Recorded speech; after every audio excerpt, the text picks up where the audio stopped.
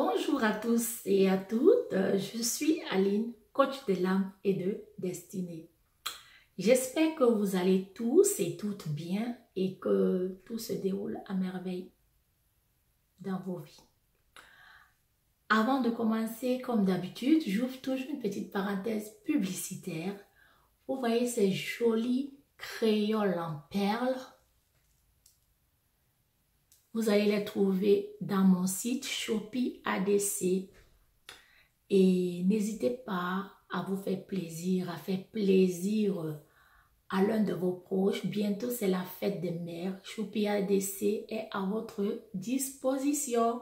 Nous vous attendons vivement. Merci. Parenthèse fermée.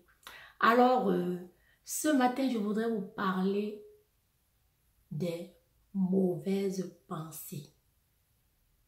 Face aux mauvaises pensées, même Dieu ne peut rien faire pour vous. Regardez l'histoire du peuple israélite que Dieu avait promis de les amener à Canaan. Mais qu'est-ce qui a fait en sorte qu'ils ne rentrent pas dans le pays où coule le lait et le miel? C'était leurs mauvaises pensées. Leurs mauvaises pensées leur ont fait croire que Dieu ment. Alors que Dieu n'est pas un homme pour mentir, ni le fils de l'homme pour se repentir. Qu'est-ce qui t'empêche d'évoluer dans ta propre vie? Ton premier ennemi, je voudrais te dire, mon frère, ma soeur, ce n'est pas forcément les hommes en priorité, c'est d'abord tes pensées. C'est ce que tu penses, c'est ce que tu vis.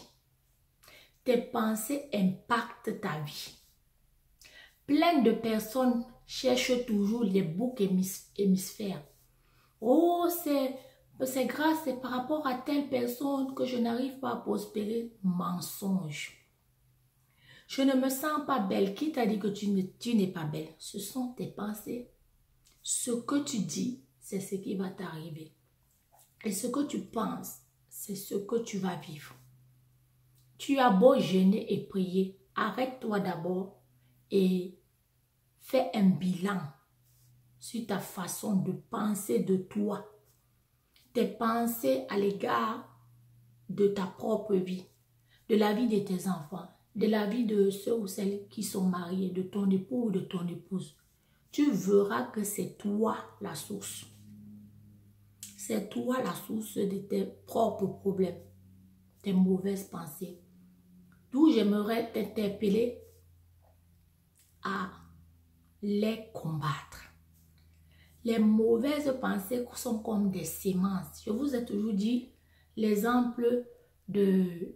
Les mauvaises pensées sont comme une viande pourrie. Vous voyez là, il n'y a pas de mouche ici. Mais si l'on apporte une viande pourrie, la viande pourrie va attirer les mauvaises. La viande pourrie va attirer les mouches. Et c'est la même chose par rapport aux mauvaises pensées. Vos mauvaises pensées vous précèdent dans vos actions, dans tout ce que vous voulez entreprendre. Dès le moment où vous vous disqualifiez, vous dites, oh, je ne suis pas digne d'avoir tel poste, telle promotion. Vous venez de sceller votre destinée.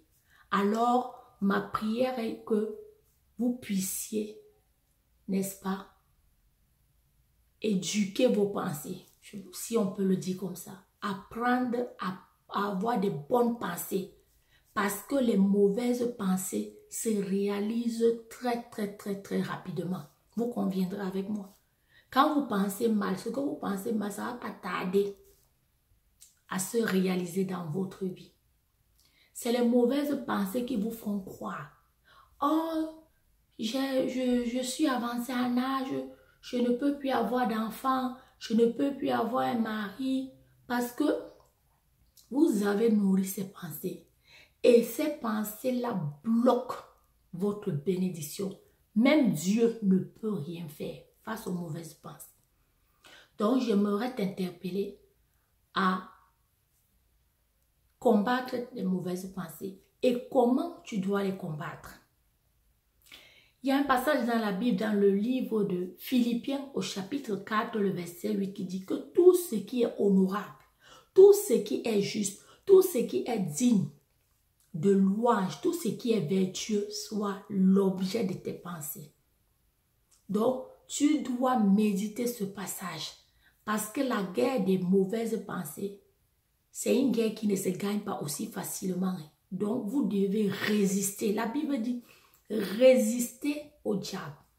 Soumettez-vous à Dieu parce que vos mauvaises pensées alertent Satan. L'appel. Oh, dans cette maison, on ne va pas s'en sortir. Tu viens de sceller ta destinée.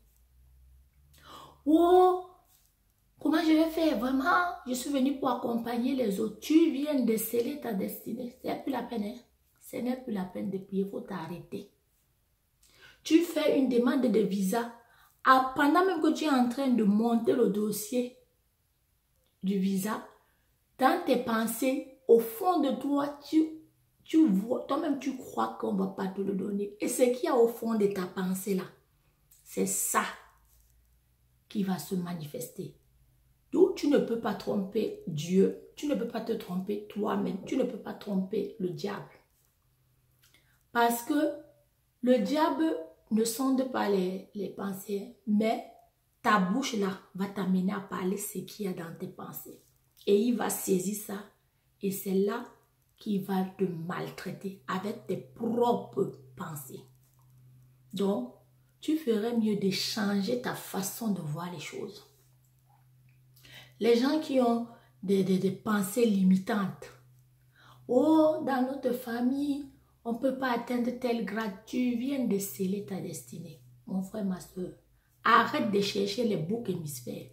Le premier ennemi de ta propre vie, ce sont tes mauvaises pensées. Donc, je veux t'interpeller ce matin à éduquer tes pensées. Que tout ce qui est honorable, tout ce qui est juste, tout ce qui est digne de loi soit l'objet de tes pensées. Même suite à cette crise sanitaire, là où tu travailles, toi, tu t'es déjà vu licencié. Et ce que tu as vu, tu as beau prier, c'est ce qu'il y a dans tes pensées là. Tu seras parmi ceux qu'on va licencier. Pourquoi? Parce que tu l'as pensé. Et ce que tu as pensé va se réaliser. Donc, je voudrais t'encourager ce matin à changer ta façon de penser. Aie de bonnes pensées. Vois comme Dieu voit. Il y a plein de personnes à qui on a fait des prières de guérison. On est en train de prier pour ces personnes-là, mais il faut leur poser la question. Au fond d'elles, elles pensent qu'elles ne peuvent pas être guéries. Et c'est un gâchis. C'est une perte de temps. Donc, mon frère, ma soeur, va t'asseoir et intègre les pensées de Dieu. Parce que Dieu prend la parole. C'est pour ça que Dieu dit, médite-la. Parce que la parole est une épée à double tranchant qui vient renverser tout ce qui s'oppose à Dieu. Ton âme là, c'est elle qui est rebelle à la parole de Dieu. Donc, c'est pour ça que tu dois étudier la parole pour avoir la connaissance et pour que la parole soit efficace, pour que ta vie commence à prospérer, pour que tout ce que tu entreprends commence à réussir.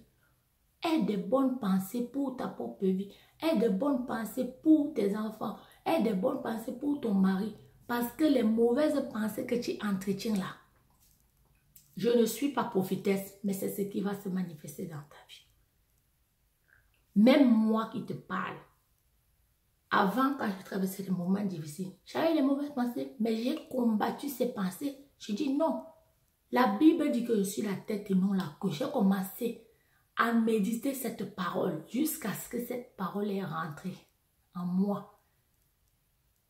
Jusqu'à ce que j'ai éduqué mon cerveau, mes pensées. C'est un combat perpétuel, ce n'est pas un combat qui est limité. Hein. C'est-à-dire, dès que tu combats, tu réussis à vaincre une étape, Satan te renvoie encore les mauvaises pensées. Donc, tu dois constamment les rejeter. Parce que si tu les acceptes, elles vont t'affecter. Donc, je vais m'arrêter là. J'espère que cette petite exhortation t'aura fait du bien. Je remercie tous ceux et celles qui s'abonnent sur ma chaîne. Je vous prie de partager ce message. Et je vous dis à très bientôt. Bisous. Bye bye.